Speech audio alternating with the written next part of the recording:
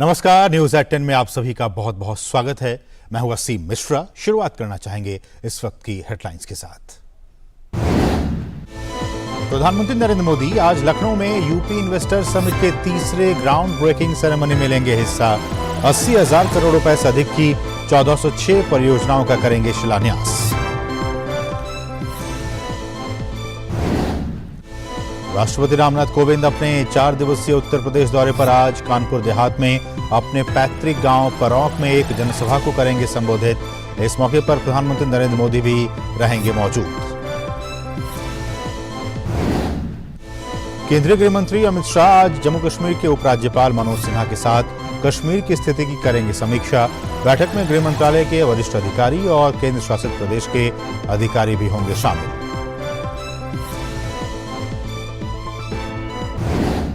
उत्तराखंड, ओडिशा और केरल में विधानसभा की 3 सीटों के उपचुनाव की मतगणना जारी। मंगलवार को हुआ था मतदान।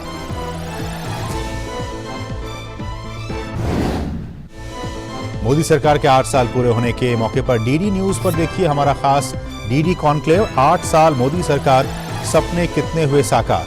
कॉन्क्लेव में केंद्रीय मंत्रियों और विशेषज्ञों के साथ होगी चर्चा। रात 7 बजे डीडी न्यूज पर आज भविष्य का भारत में केंद्रीय मंत्री अनुराग ठाकुर और अन्य विशेषज्ञों के साथ खास चर्चा। विश्व साइकिल दिवस पर प्रधानमंत्री मोदी ने महात्मा गांधी का साइकिल चलाते हुए फोटो किया शेयर। पीएम ने दिया लाइफस्टाइल फॉर एनवायरनमेंट यानी लाइफ का मंत्र। केंद्रीय खेल मंत्री अनुराग सिंह ठाकुर ने नई दिल्ली के मेजर ध्यानचंद स्टेडियम में राष्ट्रव्यापी कार्यक्रमों का किया शुभारंभ।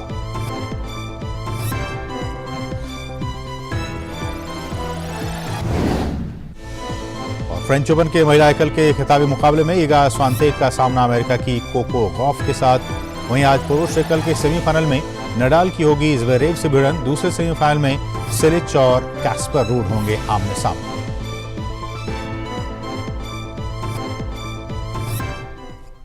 शुरुआत बड़ी खबर के साथ। प्रधानमंत्री नरेंद्र मोदी आज उत्तर प्रदेश में यूपी इन्वेस्टर समिट की तीसरी ग्राउंड ब्रेकिंग सेरेमनी में हिस्सा लेंगे। ग्राउंड ब्रेकिंग सेरेमनी के दौरान प्रधानमंत्री 80,000 करोड़ रुपए से अधिक की 1406 परियोजनाओं का शिलान्यास करेंगे। परियोजनाओं में कृषि, आईटी और इलेक्ट्रॉनिक्स, एमएसएमई, विनिर्माण, अक्षय ऊर्जा, फार्मा, पर्यटन, रक्षा और एयरोस्पेस, हथकरघा और कपड़ा जैसे क्षेत्र शामिल हैं। इस समारोह में देश के उद्योग जगत के दिग्गज भी शामिल होंगे। 21 से 22 फरवरी 2018 को यूपी इन्वेस्टर समिट आयोजित किया गया था, जबकि पहला ग्राउंड ब्रेकिंग सेरेमनी 29 जुलाई 2018 को और दूसरा ग्राउंड ब्रेकिंग सेरेमनी 28 जुलाई 2019 को आयोजित किया गया था। पहले ग्राउंड ब्रेकिंग सेरेमनी के दौरान 61,500 करोड़ रुपए से अधिक मूल्य की 81 परियोजनाओं का शिलान्यास किया गया था और दूसरे ग्राउंड ब्रेकिंग समारोह में 67,000 करोड़ रुपए से अधिक लागत वाली 290 परियोजनाओं का शिलान्यास किया गया था। प्रधानमंत्री आज दोपहर में कानपुर के परौंक गांव पहुंचेंगे, जहां वे राष्ट्रपति रामनाथ कोविंद के साथ पथरी माता मंदिर के दर्शन करेंगी।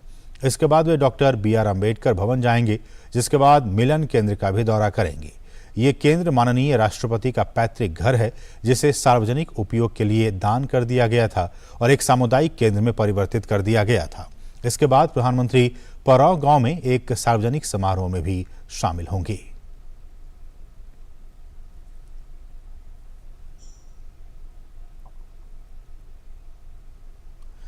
राष्ट्रपति रामनाथ कोविंद आज से 6 जून तक उत्तर प्रदेश की यात्रा पर रहेंगे। राष्ट्रपति आज कानपुर देहात में अपने पैतृक गांव परौंक जाएंगे, जहां वो एक जनसभा को संबोधित करेंगे।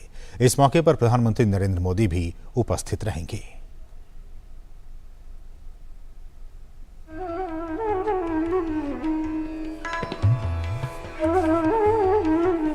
ये है राष्ट्रपति रामनाथ कोविंद का पैतृक गांव परौंक। उत्तर प्रदेश के कानपुर देहात जिले में स्थित इस गांव के लोगों में खासा उत्साह है। राष्ट्रपति रामनाथ कोविंद और प्रधानमंत्री मोदी इस गांव के दौरे पर आ रहे हैं। राष्ट्रपति रामनाथ कोविंद और प्रधानमंत्री नरेंद्र मोदी के परौंक ग्राम आगमन को लेकर तैयारियों का जायजा लेने मुख्यमंत्री योगी आदित्यनाथ कार्यक्रम स्थल पर पहुंचे। मुख्यमंत्री योगी आदित्यनाथ ने यहां राष्ट्रपति रामनाथ कोविंद और प्रधानमंत्री नरेंद्र मोदी के कार्यक्रम को लेकर तैयार जनसभा स्थल, पथरी देवी मंदिर, आम्बेडकर पार्क, मिलन केंद्र व झलकारी बाई इंटर कॉलेज में सुरक्षा एवं तैयारियों का जायजा भी लिया। राष्ट्रपति और प्रधानमंत्री यहाँ कई कार्यक्रम में हिस्सा लेंगे। इटावा लोकसभा का ये सौभाग्य है कि माननीय राष्ट्रपति जी का ये परोक्ष गांव है और ये बहुत ही एक तरह से कहा जाए कि ये ऐसा पहला अवसर होगा जी कि भारत के जो है सर्वोच्च पद पर माननीय प्रधानमंत्री जी, माननीय राष्ट्रपति जी किसी गांव में आ रहे और एक साथ आ रहे, तो ये गांव का सौभाग्य हो, क्षेत्र का सौभाग्य और हम सबका सौभाग्य। ये हम लोग के लिए बहुत हर्ष का विषय है और हम समझते हैं कि एक इतिहास रचा जाएगा, एक नया इतिहास रचा जाएगा और सब गांव वाले बहुत ही प्रसन्न हैं, सभी लोग प्रसन्नता का अनुभव कर रहे हैं। परौंख गांव के लोग भी राष्ट्रपति रामनाथ कोविंद और पीएम मोदी के दौरे से काफी प्रसन्न हैं। बहुत अच्छी बात है, खुशी है कि गांव का आदमी है, गांव में आ रहा है, इतना बड़ा हुजूम है, इतना अच्छा लगता है। बड़े भाग्यशाली हैं जो हमारे गांव के जो है ना एक महामहिम राष्ट्रपति जी बने और उनके विचार सदैव गांव के लिए अच्छे रहे हैं। निर्विवाद ये राष्ट्रपति है, इन्होंने कभी किसी की बुराई नहीं की और सबके प्रिय रहे, इसीलिए राष्ट्रपति बने। लोग खुशी आसपास के गांव से आ रहे हैं। जब राष्ट्रपति अपने गांव आ रहे हैं, प्रधानमंत्री नरेंद्र मोदी को सुनने, राष्ट्रपति रामनाथ कोविंद को सुनने, दूर दराज के गांव से लोग यहां आने के लिए उत्साहित हैं। इस गांव में एक ओपन जिम भी है जहां छात्र व छात्राएं रोजाना कसरत और योग करते हैं। हम लोगों को बहुत अच्छा लगता है कि हमारे यहाँ के माननीय श्री रामनाथ कोविंद जी बने हैं राष्ट्रपति। हम लोग घूमने आते हैं और इतना सब कुछ हमारे यहाँ किया है उन्होंने, अच्छा लगता है। हम रोज जिम करने आते हैं शाम को। बहुत सौभाग्य की बात है कि हमारे देश के प्रथम नागरिक माननीय राष्ट्रपति श्री रामनाथ कोविंद जी जिस जगह हम खड़े हैं, इसी जगह उनका पैतृक गांव है और इसीलिए बहुत उनका जुड़ाव है इस स्थान से। ये बहुत अद्भुत पल होगा जब माननीय राष्ट्रपति जी, माननीय प्रधानमंत्री जी, उत्तर प्रदेश के माननीय मुख्यमंत्री जी और माननीय राज्यपाल महोदया, चारों महानुभाव यहाँ पधारेंगे और गाँव का भ्रमण करेंगे। गांव में एक प्राचीन पथरी देवी का मंदिर है जिसका इतिहास लगभग 500 वर्ष पुराना है। माननीय राष्ट्रपति और माननीय प्रधानमंत्री जब परौख का दौरा करेंगे तो इस पथरी देवी मंदिर में माता का दर्शन करेंगे। यह मंदिर का इतिहास 500 साल पुराना है और कहा जाता है कि जो लोग कुछ भी मन्नतें मांगते हैं वो देवी माँ पूरी करती हैं। गौरतलब है कि ये पहला मौका है जब राष्ट्रपति रामनाथ कोविंद और पीएम मोदी एक साथ परौंख गांव के दौरे पर आ रहे हैं। शैलेंद्र मिश्र के साथ कुमार आलोक की रिपोर्ट, डीडी न्यूज कानपुर। और राष्ट्रपति रामनाथ कोविंद के पैतृक गांव में महिलाओं के सशक्तिकरण के लिए काफी कुछ हुआ है। कानपुर देहात के इस गांव में हुए कार्यों और दौरे के बारे में बात की हमारे सहयोगी शैलेंद्र मिश्र ने। राष्ट्रपति रामनाथ कोविंद और प्रधानमंत्री नरेंद्र मोदी परौख गांव आ रहे हैं, जो राष्ट्रपति का गांव है। पहली बार एक साथ इस गांव पर आ रहे हैं और किस तरह से इस गांव में बदलाव की कहानी लिखी गई है बताने के लिए हमारे साथ मौजूद हैं कानपुर देहात की सीडीओ सौम्या पांडे। सौम्या, अगर हम देखें क्या बदलाव आया है, अगर हम परौंख गांव में देखें बीते 5 वर्षों में? ये बहुत अद्भुत पल होगा जब 3 जून को माननीय राष्ट्रपति जी, माननीय प्रधानमंत्री जी, उत्तर प्रदेश के माननीय मुख्यमंत्री जी और माननीय राज्यपाल महोदया, चारों महानुभाव यहाँ पधारेंगे और गांव का भ्रमण करेंगे। गांव में पथरी माता का मंदिर के दर्शन के उपरांत अंबेडकर भवन की मूर्ति पे माल्यार्पण हो और उसके बाद मिलन केंद्र, जो माननीय राष्ट्रपति जी का पैतृक निवास है, वहाँ समूह की महिलाओं की जो ट्रेनिंग की गई है उसको देखेंगे और फिर आके यहाँ पे जन सभा को संबोधित करेंगे। छोटा सा एग्जीबिशन भी हमने लगाया है, उसको भी वो उसका अवलोकन करेंगे। हम लोगों ने एक ब्रांड दिया है देहाती, क्योंकि कानपुर देहात में तो हमने देहाती नाम का ब्रांड दिया है। उसका बुकनू, बेसन, चना और सत्तू भी वो माननीय राष्ट्रपति जी और माननीय प्रधानमंत्री जी को गिफ्ट करेंगी। प्रदर्शनी लगाई गई, इस प्रदर्शनी में क्या खास बातें हैं आप थोड़ा? ये प्रदर्शनी बहुत खास है कई मायनों में। यहाँ जितनी भी माननीय प्रधानमंत्री जी की सब महत्वाकांक्षी योजनाएं हैं, जनपद में क्या उपलब्धियां हैं उसको यहाँ दर्शाया गया है। जैसे कृषि में किसान की आय को दुगना करने के लिए जनपद में जो जो काम किए गए हैं, हमारे यहाँ के बहुत अच्छे किसान हैं जो बहुत अच्छी लाल भिंडी और बहुत बड़ी लौकी, उनका रिकॉर्ड भी है, वो उगाते हैं, उनको दर्शाया गया है। साथ ही साथ समूह की महिलाओं का प्रोडक्ट दर्शाया गया है। इसके अलावा जल अभिषेक एक बहुत महत्वाकांक्षी योजना हम लोग योजना कह लें या मिशन कह लें, जनपद में चला रहे हैं। माननीय प्रधानमंत्री जी के कैच द रेन अभियान से प्रेरित होकर इस वर्षा ऋतु में 12,700 करोड़ लीटर का जल संचयन जल आंदोलन की मदद से हम लोग करा रहे, उसको दर्शाया गया और इस गांव का 3D मॉडल भी दर्शाया गया। साथ ही साथ परौख गांव की वेबसाइट भी बनाई गई है जो प्रदर्शनी में दर्शाई जाएगी, और एक नया ऐप बनाया गया है ई पहल ऐप, जिसमें GIS के माध्यम से अमृत सरोवर और जितना भी जल संरक्षण में काम हो रहा है उसकी मॉनिटरिंग होगी, उसको भी दर्शाया गया है। एक सेल्फी पॉइंट बनाया गया है जिसका नाम है मेरा परौख मेरी धरोहर,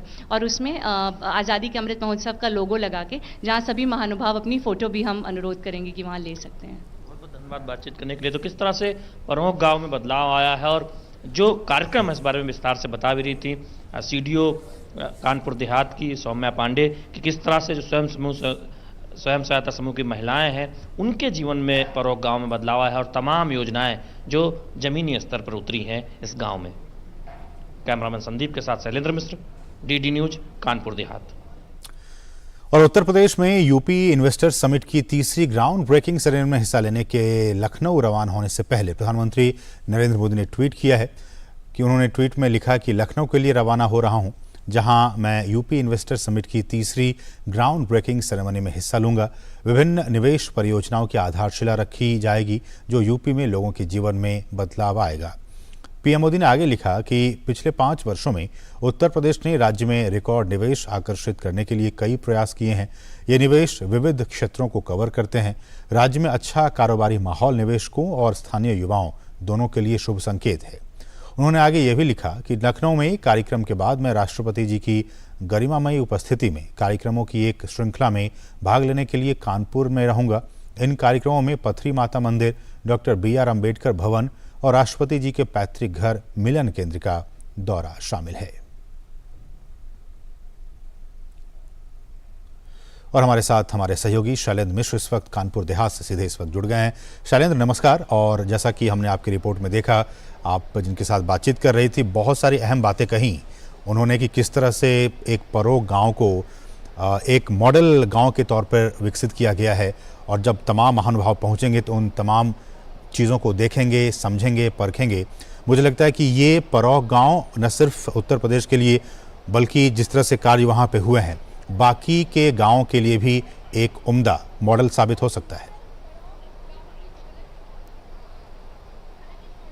निश्चित तौर पर असीम, हम जानते हैं कि जब एक समृद्ध गांव की परिकल्पना की जाती है तो सबसे पहले इस बात पर जोर दिया जाता है कि गांव कई मामलों में आत्मनिर्भर हो, जहाँ जहाँ संभव हो सकता है। आधुनिक खेती हो, गांव में स्कूल हो, गांव में हो सकता है, अगर संभव हो बड़ा गांव हो तो कॉलेज भी 12वीं तक गांव में हो। इसके साथ ही साथ ओपन जगह हो जहां पर खेलने की सुविधा हो, पार्क हो, आंगनवाड़ी केंद्र हो, वेस्ट मैनेजमेंट की, कूड़ा प्रबंधन की बेहतर जगह हो, जल संचयन की बेहतर जगह हो, संपर्क मार्ग बेहतर हो, बिजली पानी की व्यवस्था हो। तो ये सब कुछ आप परौख गांव में देखते हैं, जहां पर पानी की टंकी है, जहां एक ओपन जिम है, उस जिम में जो छात्र छात्राएं हैं वो जिम की सुविधाओं का लाभ उठाती हैं। 12वीं तक स्कूल है, संपर्क मार्ग बेहतर है, आंगनवाड़ी केंद्र बेहतर है, साथ ही साथ कूड़ा प्रबंधन की विशेष व्यवस्था है, प्राथमिक स्कूल है। तो यानी एक गांव में जो सुविधाएं हो सकती हैं वो सब कुछ आप इस परौख गांव में देखते हैं।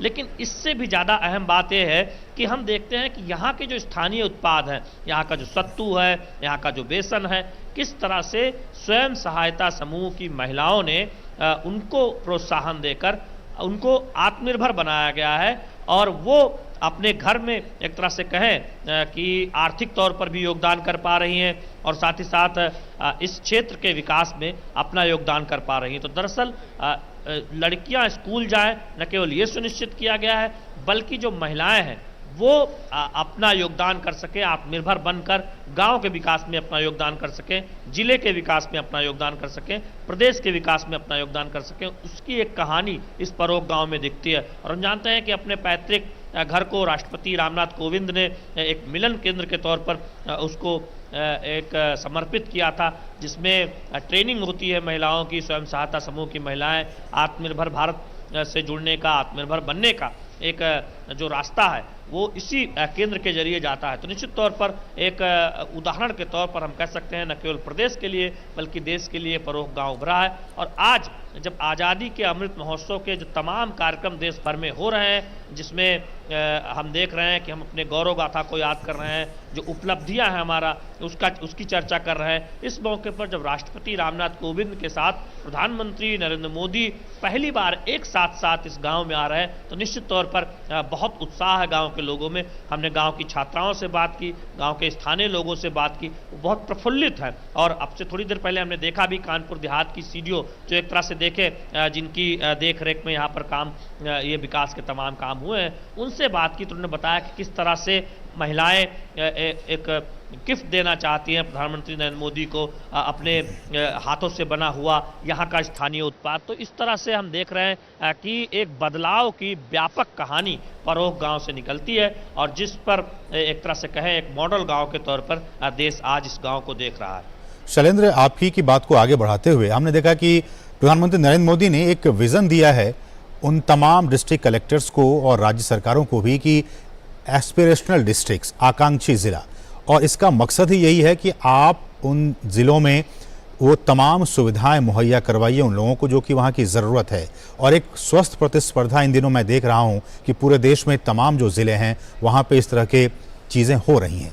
मेरा सवाल इस परोह गांव को मद्देनज़र केंद्र बिंदु में रखते हुए कि एक एस्पिरेशनल डिस्ट्रिक्ट की बात होती है, जब सुविधाएं वहां पहुंचेंगी एक आकांक्षी गांव की बात होती है। आपको याद होगा शैलेंद्र, जब डॉक्टर एपीजे अब्दुल कलाम हमारे देश के राष्ट्रपति हुआ करते थे, उन्होंने एक मॉडल दिया था पूरा का, PURA, providing urban amenities in rural areas, कि जो शहरी सुख सुविधाएं हैं वो आप गांव तक पहुंचाइए। ये जो परोह गांव है जिस बात का आप जिक्र कर रहे हैं, ये वाकई एक मॉडल है और इस पूरा मॉडल को भी ये आत्मसात करते हुए आगे बढ़ता हुआ दिखाई दे रहा है।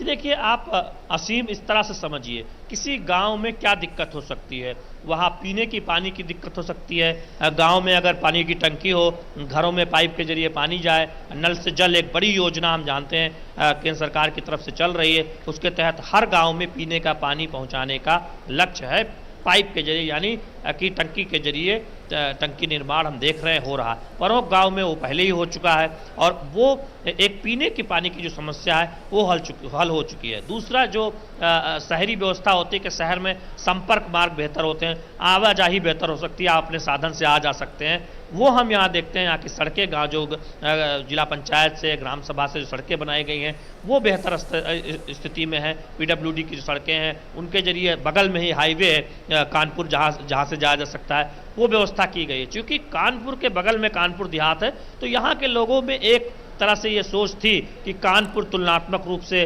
ज़्यादा अगड़ा इलाका है, उद्योग धंधे वहाँ पर है, उत्तर भारत का मैनचेस्टर किसी ज़माने में कहा जाता था। हालांकि बाद के अगर आप देखें 70 के दशकों में तो ज़रूर थोड़ा कानपुर पिछड़ा, लेकिन कानपुर देहात के मुकाबले वहाँ रोजगार के अवसर थे, वहाँ रोजी रोटी के अवसर थे। तो ऐसे में कानपुर देहात में कम से कम ग्रामीण इलाकों में जो कुछ हो सकता है, उद्योग धंधों के अवसर, महिलाएं अगर कुटीर उद्योग करना चाहती हैं तो वो हम स्वयं सहायता समूह के जरिए देख पा रहे हैं। और ये समूह नहीं हो सकता कि गांव की सभी लोग जाकर किसी बड़े शहर में या पास के शहर में काम करें। स्थानीय स्तर में गांव में एक बड़ी आबादी रहती ही है, वो आबादी अगर गांव में ही कोई काम पाती है, यहाँ के स्थानीय उत्पादों को प्रोत्साहन दिया जाता है। उत्तर प्रदेश की हम योजना देखते हैं, 1 डिस्ट्रिक्ट 1 प्रोडक्ट, यानी एक जिला एक उत्पाद को जिस तरह से प्रोत्साहन दिया गया है, यहाँ पर आप देखें कई उत्पाद जिसमें बेसन है, बुकनू है, उनको आगे बढ़ाने की बात होती है। यहाँ कपड़ा के भी कुछ स्वयं सहायता समूह सामान बनाते हैं, तो उसका फायदा महिलाओं को होता है। तो शहर में जो अवसर होते हैं रोजगार के, वो एक तरह से सीमित स्तर पर ही सही गांव में देने की कोशिश की गई है। और यही मॉडल रहा एपीजे अब्दुल कलाम ने जब कहा कि गांव में शहरी सुविधाएं हो। पंडित दीनदयाल उपाध्याय ने गांव में ग्राम स्वराज की बात की, गांव के कुटीर उद्योग को बेहतर बनाने की बात की। और प्रधानमंत्री नरेंद्र मोदी की तमाम कल्याणकारी योजनाओं के जरिए, चाहे वो मुद्रा योजना हो या फिर उत्तर प्रदेश सरकार की 1 डिस्ट्रिक्ट 1 प्रोडक्ट योजना हो या फिर कुटीर उद्योगों को MSME के जरिए तमाम प्रोत्साहन देने की बात हो, हम वो सपना साकार होता हुआ देख रहे हैं। और उसकी जो रफ्तार है वो निश्चित तौर पर परोह गांव में बहुत तेज है, जो एक मॉडल की तरह उभरा है। और इससे भी इतर आप देखें, जिस जल संचयन की बात होती है, एक पूरे जिले में एक जलाभिषेक योजना चलाई गई है, जिसमें एक तरह से देखें लाखों हजार लीटर पानी इकट्ठा करने की बात वर्षा जल संचयन के जरिए हो रही है। यानी जल संचयन किस तरह से हो सकता है, उस पर भी इस गांव में पहल हुई और जिस मॉडल को पूरे जिले ने अपनाया है, तो ये बहुत महत्वपूर्ण है। तो निश्चित तौर पर आज जब प्रधानमंत्री नरेंद्र मोदी यहाँ पर आएंगे राष्ट्रपति के इस पैतृक गांव में राष्ट्रपति रामनाथ कोविंद के साथ, तब इस गांव में हुए विकास को देखेंगे। अंबेडकर पार्क को जा रहे हैं माल्यार्पण करने, बाबा साहब भीमराव अंबेडकर की प्रतिमा पर मिलन, वो जो केंद्र है जहां पर राष्ट्रपति का वो पैतृक घर है, जो मिलन केंद्र में बदला गया, वहां पर जाएंगे। यहाँ जो मंदिर है, बहुत पुरातन मंदिर, जिसे राष्ट्रपति जी के पिताजी ने उस मंदिर को बनवाने में एक तरह से देखें एक अहम भूमिका निभाई थी, उस मंदिर के दर्शन करने भी जाएंगे। तो निश्चित तौर पर वो एक बहुत महत्वपूर्ण मौका और लम्हा होगा गाँव वासियों के लिए, कानपुर देहात के लिए, कि जब पहली बार ऐसा होगा कि यहाँ कानपुर देहात में इस परोह गांव में राष्ट्रपति रामनाथ कोविंद के साथ प्रधानमंत्री नरेंद्र मोदी आ रहे हैं। ऐसे वर्ष में, ऐसे समय में, जब आजादी का अमृत महोत्सव के तहत हम देश भर में कार्यक्रम होता हुआ देख रहे हैं, वहां के स्थानीय लोगों के बारे में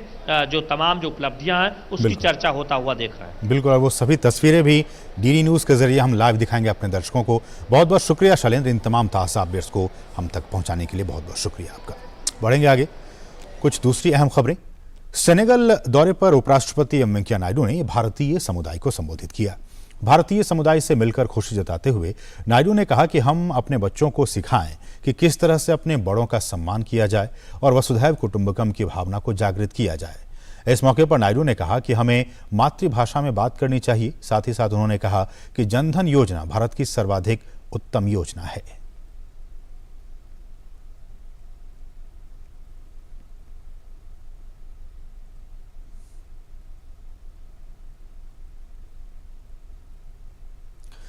विदेश मंत्री डॉक्टर एस जयशंकर स्लोवाकिया और चेक गणराज्य की 5 दिनों की यात्रा के पहले चरण में स्लोवाकिया की राजधानी ब्रातिस्लावा पहुंचे।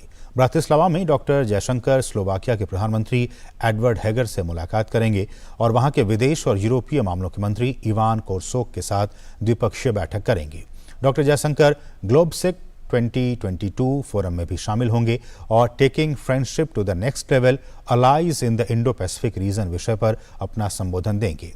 इस कार्यक्रम से अलग वे ऑस्ट्रिया के विदेश मंत्री अलेक्जेंडर शॉलेनबर्ग से भी मुलाकात करेंगे। 4 से 6 जून तक चेक गणराज्य की यात्रा के दौरान डॉक्टर जयशंकर चेक रिपब्लिक के विदेश मंत्री से बातचीत करेंगे।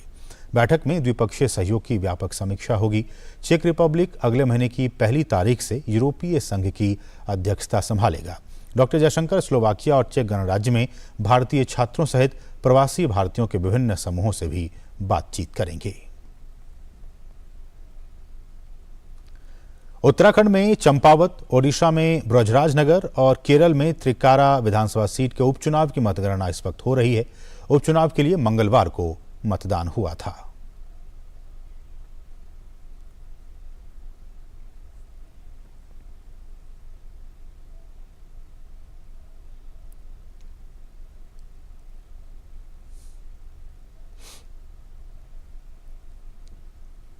प्रधानमंत्री नरेंद्र मोदी के नेतृत्व में केंद्र सरकार के 8 साल पूरे होने के मौके पर डीडी न्यूज आज से डीडी कॉन्क्लेव का आयोजन कर रहा है। सप्ताह भर चलने वाले कॉन्क्लेव का शीर्षक है 8 साल मोदी सरकार, सपने कितने हुए साकार। डीडी न्यूज के इस खास कार्यक्रम में कई केंद्रीय कैबिनेट मंत्रियों के साथ साथ कई विशेषज्ञ भी हिस्सा लेंगे। केंद्रीय मंत्री अनुराग सिंह ठाकुर के साथ आज रात 7 बजे से भविष्य का भारत विषय पर एक पैनल चर्चा का प्रसारण किया जाएगा। डीडी न्यूज नेटवर्क और सोशल मीडिया हैंडल के अलावा कार्यक्रम को ऑल इंडिया रेडियो द्वारा भी कवर किया जाएगा। गृहमंत्री अमित शाह आज एक उच्च स्तरीय बैठक में जम्मू कश्मीर की सुरक्षा स्थिति की समीक्षा करेंगे। बैठक में जम्मू कश्मीर के उपराज्यपाल मनोज सिन्हा और विभिन्न विभागों के वरिष्ठ अधिकारी शामिल होंगे। पिछले महीने भी अमित शाह ने केंद्र शासित प्रदेश जम्मू कश्मीर की सुरक्षा स्थिति की समीक्षा और अमरनाथ यात्रा की तैयारियों के बारे में बैठकें की थी। गृहमंत्री ने सुरक्षा बलों और पुलिस को निर्देश दिया था कि आतंकरोधी अभियानों को तालमेल के साथ सक्रियता से संचालित करें। साथ ही उन्होंने कहा था कि जम्मू कश्मीर में आतंकवाद के सफाई के लिए घुसपैठ को कतई बर्दाश्त नहीं करना चाहिए। और हमारे साथ हमारे सहयोगी नीरज सिंह इस वक्त ताज़ा अपडेट के साथ मौजूद हैं। तो नीरज, लगातार जिस तरह से जम्मू कश्मीर से खबरें निकल कर सामने आ रही हैं वो वाकई दुखद खबर है। इन तमाम और अमरनाथ यात्रा की भी शुरुआत होने वाली है। इन तमाम चीज़ों के मद्देनज़र लगातार हमने देखा कि गृह मंत्री जो आला अधिकारी हैं उनके साथ लगातार बैठकें भी कर रहे हैं। आज भी वो बैठक करने वाले हैं। कैसे और कितना महत्वपूर्ण है आज की ये बैठक? देखिए, बिल्कुल महत्वपूर्ण है। और जम्मू कश्मीर के अंदर जिस तरह से आपने देखा होगा कि पिछले एक हफ्ते के अंदर आतंकवादी गतिविधियों पर लगाम लगाने के लिए सेना ने 9 से ज़्यादा इनकाउंटर किए, 15 आतंकवादियों को मार दिया। लेकिन उसके बाद भी आपने देखा होगा कि टारगेट किलिंग के कई सारे केस सामने आए हैं। उस दौर में ये जो बैठक हो रही है ये अपने आप में काफ़ी महत्वपूर्ण है, क्योंकि इस बैठक में जो एलजी हैं जम्मू कश्मीर के वो इसमें शामिल हो रहे हैं और इसके साथ साथ जम्मू कश्मीर के ही जो डीजीपी हैं वो भी इस बैठक में होंगे। गृह मंत्रालय के तमाम जो अधिकारी हैं वो इस बैठक में शामिल होंगे। खुद अमित शाह इस बैठक को चेयर करेंगे और कुछ समय के बाद ही आपको पता है कि जो अमरनाथ यात्रा है वो शुरू होने वाली है। तो उसकी सुरक्षा किस तरह की रहेगी, घाटी के अंदर जो सुरक्षा जो व्यवस्था है उसको और कैसे सुदृढ़ किया जा सके, आतंकवादियों पर जो लगाम है उसको और कैसे ज़्यादा टाइट किया जा सके, ताकि इन आतंकवादी जो गतिविधियां पिछले आपने देखा होगा एक हफ्ते में हो रही हैं उनको कैसे रोका जाए। तो ये तमाम जो इश्यूज़ हैं इन पर ये बैठक होगी और इस लिहाज से काफ़ी महत्वपूर्ण है। इस बैठक के बाद किस तरह के निर्णय होते हैं, गृह मंत्री किस तरह के दिशा निर्देश जो राज्य के जो आला अधिकारी हैं, पुलिस के आला अधिकारी हैं उनको देते हैं और इसके साथ ही एलजी से किन किन इश्यूज़ पे डिस्कशन होता है, तो ये काफ़ी महत्वपूर्ण होगा। और इस बैठक के बाद पता लग पाएगा कि आखिर जम्मू कश्मीर में आने वाले कुछ समय में जो केंद्र सरकार है उसकी किस तरह की रणनीति रहेगी सुरक्षा व्यवस्था को लेकर। और नीरज, जैसा कि हम लगातार देख भी रहे हैं कि जम्मू कश्मीर में घाटी में ऑपरेशन जो ऑल आउट चल रहा है उसके तहत लगातार खबरें आती है कि हमारी सुरक्षा बलों ने बहुत सारे आतंकवादियों को लगातार जब भी इस तरह घटनाएं होती हैं उन्हें मार गिराया जा रहा है। तो उनकी हौसला अफजाई के लिए भी लगातार इस तरह की बातें की गृह मंत्री अमित शाह की तरफ से कही गई है कि अगर इस तरह की कोई भी वारदात हो आप उसको मुकम्मल अंजाम तक पहुंचाइए। घुसपैठ की अगर कोई समस्या हो, घुसपैठ की जो घटनाएं होती हैं उसको भी आप बहुत ही सघनता से उस पर आप अटैक कीजिए, उसको आप नेस्तनाबूद कीजिए, उस तरह के हर घटना को। तो इससे कहीं ना कहीं सुरक्षा बलों का मनोबल भी बढ़ता है और घाटी में जो आतंकी घुसपैठ हैं, आतंकी वारदात हैं, उसमें भी लगातार वो लोग कमी करने की दिशा में काम कर रहे हैं। देखिए, बिल्कुल कमी लगातार हुई है। पिछले कुछ सालों में देखें जिस तरीके से आतंकवादियों के खिलाफ एक अभियान हमारी सुरक्षा एजेंसियों ने चलाया है, और सुरक्षा एजेंसी में सिर्फ सेना नहीं है, जिस तरह से जो जम्मू कश्मीर पुलिस है, सीआरपीएफ है, जो तमाम हमारी इंटेलिजेंस एजेंसियां हैं वो प्रॉपर कोऑर्डिनेशन के साथ जो ऑपरेशंस हैं उसको अंजाम दे रही हैं। बिल्कुल साफ स्पष्ट दिशा निर्देश है कि जो भी आतंकवादी गतिविधियों में संलिप्त है या जो भी कहीं ना कहीं लगता है कि आतंकवादी गतिविधियों में उसका हाथ है, उससे सीधा और स्पष्ट निर्देश है कि या तो वो सरेंडर करे, और सरेंडर नहीं करेगा तो हमारी जो सुरक्षा एजेंसियां हैं उसके साथ सख्ती से निपटेंगी। और आपने देखा होगा कि पिछले एक हफ्ते के अंदर 9 से ज़्यादा जो इनकाउंटर हैं वो घाटी के अंदर हुए हैं। 15 से ज़्यादा जो आतंकवादी हैं उनको मार गिराया है। उससे पहले भी सेना ने ऑपरेशन ऑल आउट के तहत तमाम जो आतंकवादी हैं उनको ढेर कर दिया था। बड़ी संख्या में आतंकवादियों ने सरेंडर भी किया था। सबसे ज़्यादा जो शक्ति है वो हमारी जो सीमा पार से जो आतंकवादी आते हैं उन पर एक लगाम लगी है। तो ये जो टारगेट किलिंग के पिछले कुछ समय से ये मामले जो निकल कर सामने आए वो कहीं ना कहीं आतंकवादियों की बौखलाहट दिखाते हैं, क्योंकि हमारी सुरक्षा एजेंसियों ने जिस शक्ति के साथ कदम उठाए हैं, सीमा पार से आतंकवादी घुसपैठ की घटनाओं को रोका है, घाटी में सक्रिय आतंकवादियों को या तो सरेंडर करने के लिए विवश किया है या फिर उनको ढेर कर दिया है, तो ये कहीं ना कहीं उनकी बौखलाहट को दर्शाता है। तो यही कारण है कि ये बैठक काफ़ी महत्वपूर्ण होगी और गृह मंत्री किस तरह के दिशा निर्देश देते हैं कि आतंकवादी घटनाओं को कैसे काबू किया जाए, और इसके साथ ही जो अमरनाथ यात्रा है उसकी सुरक्षा व्यवस्था है वो किस तरह से रहे। ये एक सामान्य बैठक है। पिछले महीने भी इस तरह की बैठक हुई थी। आप कह सकते हैं कि घाटी के अंदर जो सुरक्षा व्यवस्था है उसको रिव्यू किया जाएगा और आगे किस तरह के कदम उठाए जाएंगे उस तरह के दिशा निर्देश गृह मंत्री की तरफ से दिए जाएंगे। बिल्कुल, और इस बैठक के बाद क्या कुछ बातें निकल कर सामने आती है इस पर सबकी निगाहें बनी होंगी। फिलहाल बहुत बहुत शुक्रिया नीरज इन तमाम ताज़ा अपडेट्स को हम तक पहुंचाने के लिए। बढ़ेंगे आगे और अब बात करेंगे डीडी प्रोमोस की।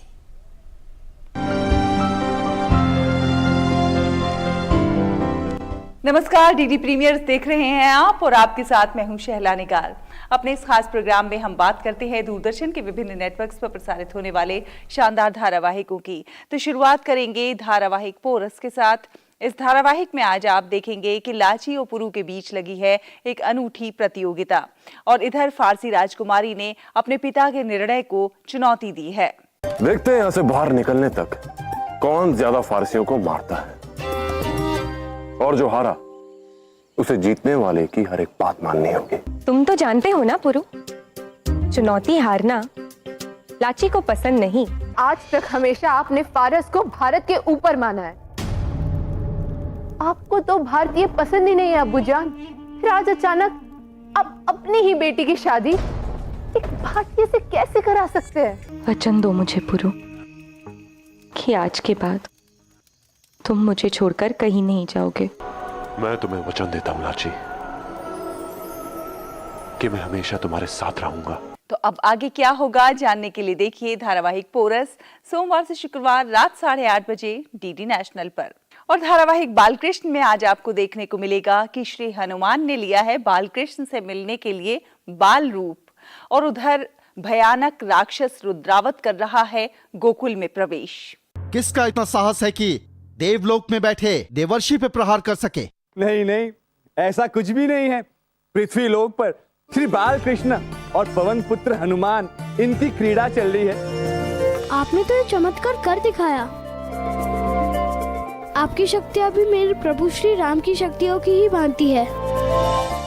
हनुमान, चमत्कार सिर्फ शक्तियों से नहीं अपितु प्रेम से भी होते हैं। शीघ्र ही जाकर उन बालकों का अंत करते हैं। किंतु रुद्रावर, तुम इस रूप में गोकुल जाओगे? यदि तुम इस रूप में गोकुल में प्रवेश करोगे तो सभी गोकुलवासी सचेत हो जाएंगे। तो अब गोकुल वासियों का क्या होगा जानने के लिए देखिए धारावाहिक बालकृष्ण सोमवार से शुक्रवार रात 9 बजे डीडी नेशनल पर। तो दूरदर्शन के विभिन्न नेटवर्क्स पर प्रसारित होने वाले इन शानदार धारावाहिकों का आप उठाते रहिए आनंद। हमें दीजिए अनुमति। नमस्कार।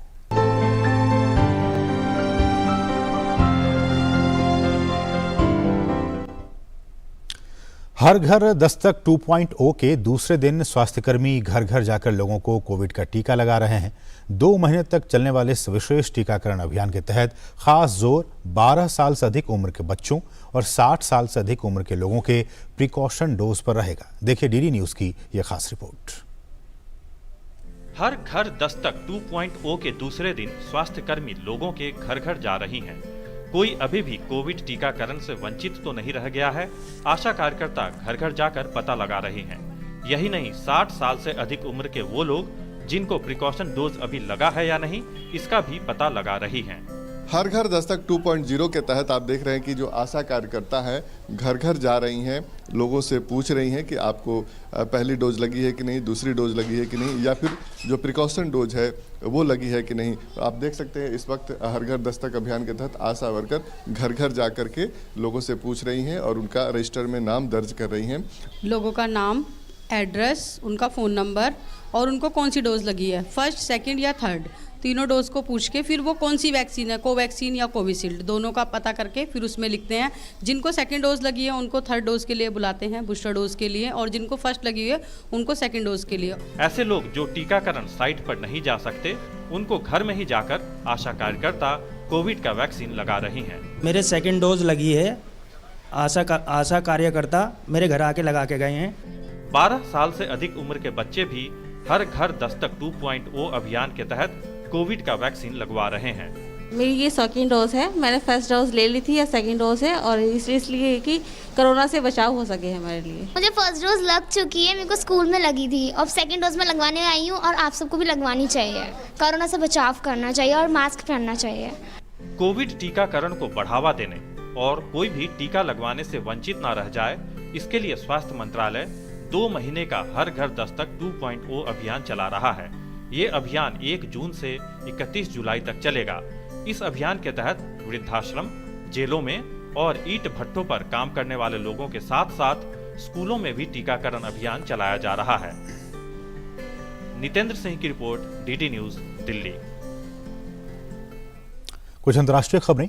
अमेरिका में हालिया दिनों में बढ़ती गोलीबारी की घटनाओं पर चिंता जाहिर करते हुए राष्ट्रपति जो बाइडेन ने सख्त रुख अख्तियार किया है। बाइडेन ने हथियार खरीदने की न्यूनतम आयु सीमा 18 से बढ़ाकर अब 21 साल करने की वकालत की है।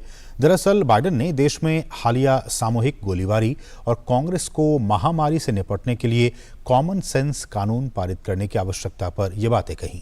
अपने संबोधन में बाइडेन ने यूवाल्डे, टेक्सास, बफेलो, न्यूयॉर्क में हाल ही में हुई सामूहिक गोलीबारी से संबंधित स्मारकों की अपनी यात्राओं को याद किया। विश्व साइकिल दिवस पर प्रधानमंत्री नरेंद्र मोदी ने राष्ट्रपिता महात्मा गांधी का एक फोटो ट्वीट किया। पीएम मोदी ने लिखा कि लाइफ स्टाइल फॉर एनवायरनमेंट यानी लाइफ। विश्व साइकिल दिवस पर महात्मा गांधी से बेहतर कौन हो सकता है जो हमें एक सतत और स्वस्थ जीवन शैली की प्रेरणा दे सके।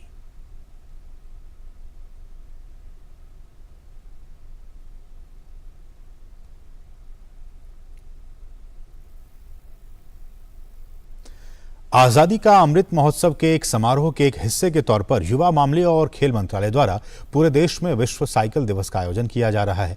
इस मौके पर केंद्रीय खेल मंत्री अनुराग सिंह ठाकुर आज नई दिल्ली के मेजर ध्यानचंद स्टेडियम से राष्ट्रव्यापी कार्यक्रमों का शुभारंभ किया। इस मौके पर केंद्रीय स्वास्थ्य मंत्री मनसुख मांडविया, केंद्रीय कानून मंत्री किरेन रिजिजू, पूर्व केंद्रीय मंत्री डॉक्टर हर्षवर्धन भी मौजूद थे। इस कार्यक्रम के अवसर पर खेल मंत्री युवा साइकिल चालकों के साथ 7.5 किलोमीटर की दूरी साइकिल चलाकर तय की। इन रैलियों का मकसद लोगों को शारीरिक फिटनेस गतिविधियों के लिए अपने दैनिक जीवन में साइकिल चलाने के लिए प्रोत्साहित और प्रेरित करना तथा मोटापे, आलस्य, तनाव, चिंता जैसी बीमारियों से मुक्ति दिलाना है। साइकिल ही एक ऐसा साधन है, जब आजादी के समय, स्वतंत्रता संग्राम के समय साइकिल पर जाकर देश के कोने कोने में आजादी दिलाने के लिए एक और देशभक्ति का वो नारा देश के कोने कोने तक दिया जा रहा था। स्वतंत्रता संग्राम में भी बाइसाइकिल की बहुत बड़ी भूमिका थी। तो आज मैं ये कह सकता हूं, एक और उस समय का समय था, दूसरी और रॉकेट लॉन्च भी करना था पहला, तब भी साइकिल पर लॉन्च पैड तक उसको ले जाने का काम किया गया। तीसरी मैं बात कहूंगा, आज दुनिया के बड़े बड़े शहरों में भी देखेंगे लोग बड़ी बड़ी गाड़ियां छोड़कर साइकिल का रुख कर रहे हैं। ये अपने आप में दिखाता है कि लोग पर्यावरण को भी बढ़ावा देना चाहते हैं, पर्यावरण को बचाना भी चाहते हैं, साइकिल को अपनाना चाहते हैं, प्रदूषण को कम करना चाहते हैं। और यही कारण है कि आज स्वच्छ भारत को भी आगे बढ़ाते हुए, फिट इंडिया को आगे बढ़ाते हुए माननीय प्रधानमंत्री नरेंद्र मोदी जी का जो संकल्प है उसको आप अपनाने आए हैं। फिट इंडिया भी और अपना बाइसाइकिल को भी आगे बढ़ाने के लिए आज आप वर्ल्ड बाइसाइकिल डे पर जुड़े हैं। और 35 राज्यों और केंद्र शासित प्रदेशों की राजधानियों और देश के 75 प्रतिष्ठित स्थानों पर भी साइकिल रैलियों का आयोजन किया गया। गुवाहाटी और मुंबई में भी इस रैली का आयोजन किया गया, जिसमें कई खिलाड़ियों के साथ साथ भारी संख्या में आम लोगों ने भी हिस्सा लिया।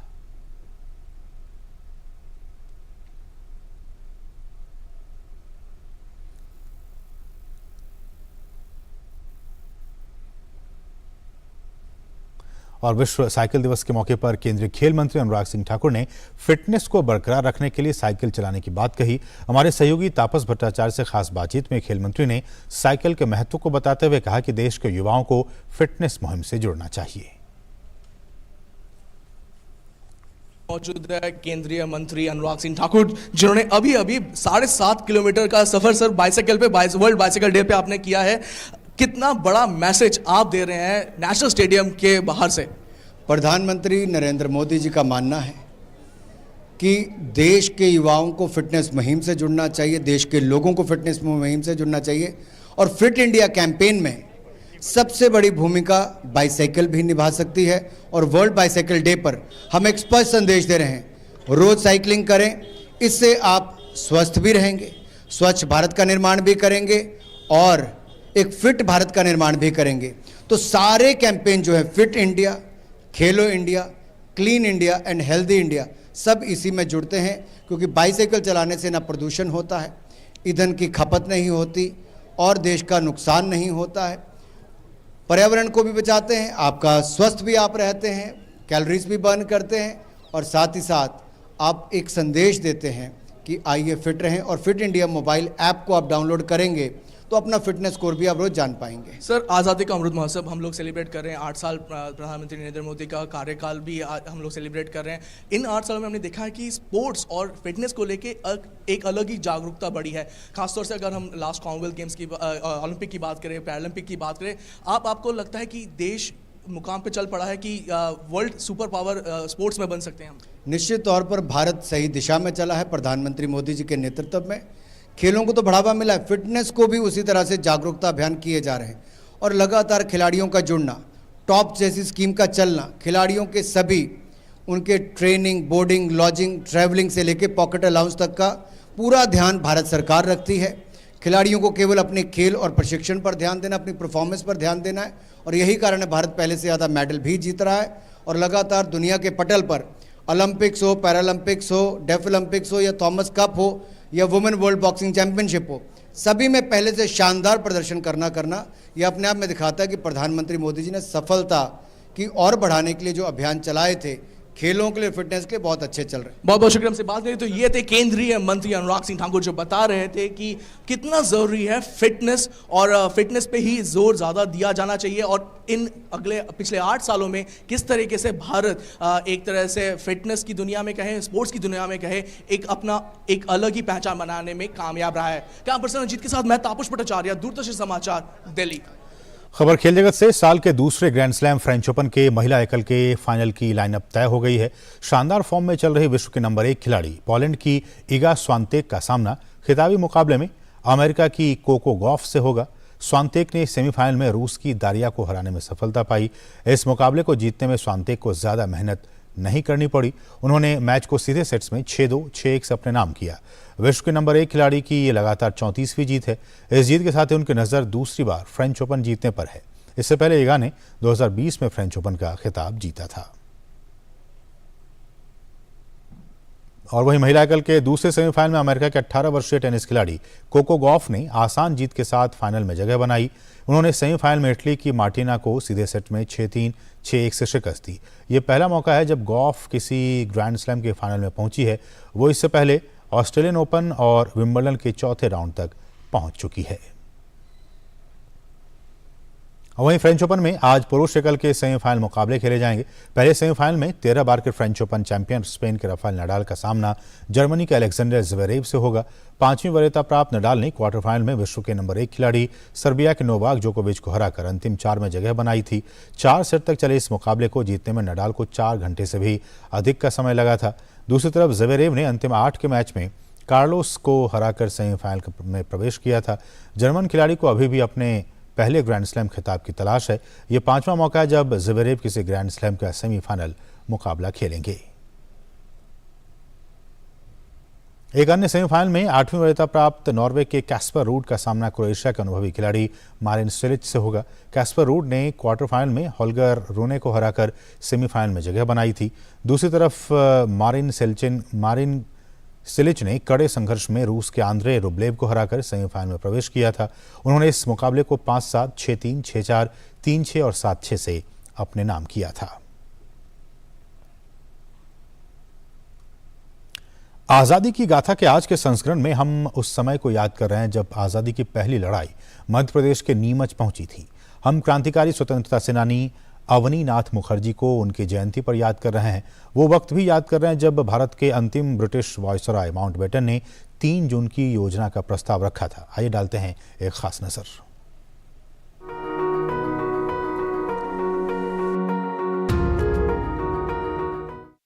3 जून 1857 को भारत के प्रथम स्वतंत्रता संग्राम की आंच मध्य प्रदेश के नीमच पहुंची और वहां भी सिपाहियों ने ब्रिटिश शासन के विरुद्ध मोर्चा खोल दिया। नीमच में तैनात बंगाली सैनिकों की ब्रिगेड ने बगावत कर दी और दिल्ली की तरफ कूच कर लिया। नीमच धुर दक्षिणी क्षेत्र था जहां स्वतंत्रता की ज्वाला प्रज्वलित हुई। यूरोपीय अधिकारियों ने शहर के किले में शरण ली। बाद में मंदसौर के स्वतंत्रता सेनानियों ने उन्हें बंधक बना लिया, लेकिन मालवा से सेना के आने पर अंग्रेजों ने निश्चिंत होकर शहर को नियंत्रण में कर लिया। ऐतिहासिक रूप से नीमच पहले अजमेर प्रांत का जिला था। मूल रूप से वो उदयपुर रियासत का क्षेत्र था। मेवाड़ के राजा ने ऋण चुकाने के लिए 1768 में नीमच सिंधिया को दे दिया। इसके उपरांत नीमच ग्वालियर रियासत की ब्रिटिश छावनी बन गया। स्वतंत्रता संग्राम शुरू होने के बाद ये शहर मालवा का मुख्यालय बन गया। आज हम क्रांतिकारी स्वतंत्रता सेनानी अबनी नाथ मुखर्जी को भी याद कर रहे हैं। उनका जन्म 3 जून 1891 को मध्य प्रदेश के जबलपुर में हुआ था। महाविद्यालय में पढ़ाई के समय ही अबनी भारत में ब्रिटिश उपनिवेशवाद के विरुद्ध चलाए जा रहे क्रांतिकारी स्वतंत्रता आंदोलन से प्रेरित हुए। पढ़ाई पूरी करने के उपरांत अबनी ने भारत छोड़ दिया और विदेश में रह रहे भारतीय क्रांतिकारियों के संगठन में शामिल हो गए। उन्होंने जर्मनी और जापान में धन और हथियार एकत्र करने का कार्य संभाला और उसे भारतीय धरती पर उपनिवेशवाद का विरोध करने वाले क्रांतिकारियों तक पहुंचाना आरंभ कर दिया। 1912 में अबनी मुखर्जी भारत आ गए और उत्तर प्रदेश में क्रांतिकारी संगठन में शामिल होकर देश सेवा का कार्य जारी रखा। जापान से लौटते समय अंग्रेजों ने उन्हें सिंगापुर में गिरफ्तार कर लिया, लेकिन अबनी यूरोप जाने में सफल रहे और सुरेनकार, भूपेंद्र नाथ दत्त और मोहम्मद बरकतुल्लाह जैसे कॉमरेड की सहायता से बर्लिन में 1922 में इंडियन इंडिपेंडेंस पार्टी स्थापित की। उन्होंने गुप्त रूप से चेन्नई, कोलकाता और ढाका की यात्रा भी की और 1924 तक भारत में रहे। बाद में वो सक्रिय क्रांतिकारी राजनीति से सेवानिवृत्त हो गए और सोवियत संघ चले गए और वहाँ साहित्यिक कार्य में संलग्न हो गए। 28 अक्टूबर 1937 को अबनी का निधन हो गया। इस महान भारतीय को हमारा नमन। 3 जून 1947 को भारत में अंतिम ब्रिटिश वायसराय माउंटबेटन ने 3 जून की योजना का प्रस्ताव दिया। इसे माउंटबेटन योजना भी कहा जाता है। उसमें विभाजन, स्वायत्तता, 2 नए राष्ट्रों की संप्रभुता और अपना संविधान बनाने के लिए उनके अधिकार के सिद्धांत शामिल थे। रियासतों को ये विकल्प दिया गया कि वे भारत या पाकिस्तान में से किसी एक में शामिल हो सकते हैं। द इंडियन इंडिपेंडेंस एक्ट 1947 के माध्यम से उस योजना पर कार्य आरंभ कर दिया गया। वो अधिनियम ब्रिटिश संसद में पारित किया गया और 18 जुलाई 1947 को उसे शाही स्वीकृति मिल गई। माउंटबेटन योजना के प्रावधानों के अनुसार ब्रिटिश भारत को 2 भागों में विभाजित किया जाना था, भारत और पाकिस्तान। 1946 में बनी संविधान सभा द्वारा तैयार संविधान पाकिस्तान पर लागू नहीं होगा और अपनी अलग संविधान सभा के प्रश्न का निर्णय पाकिस्तान स्वयं करेगा। रियासतों को स्वतंत्र बने रहना या भारत अथवा पाकिस्तान में विलय का विकल्प दिया गया। इन रियासतों पर ब्रिटिश आधिपत्य समाप्त कर दिया गया। दोनों देशों के बीच अंतर्राष्ट्रीय सीमाएं तय करने के लिए साइरिल रेडक्लिफ की अध्यक्षता में सीमा आयोग बनाया गया। आयोग को बंगाल और पंजाब को 2 नए देशों में चिन्हित करना था। सत्ता के अंतरण की तिथि 15 अगस्त 1947 थी। विभाजन के दुष्परिणाम आज भी दोनों देशों और उनके नागरिकों को भोगने पड़ रहे हैं।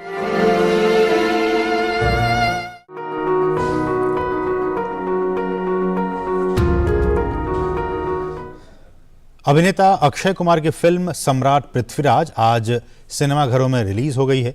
इस फिल्म से मिस वर्ल्ड रही मानुश्री छिल्लर बॉलीवुड में डेब्यू कर रही हैं। उत्तर प्रदेश में फिल्म सम्राट पृथ्वीराज को टैक्स फ्री कर दी गई है। और न्याय के लिए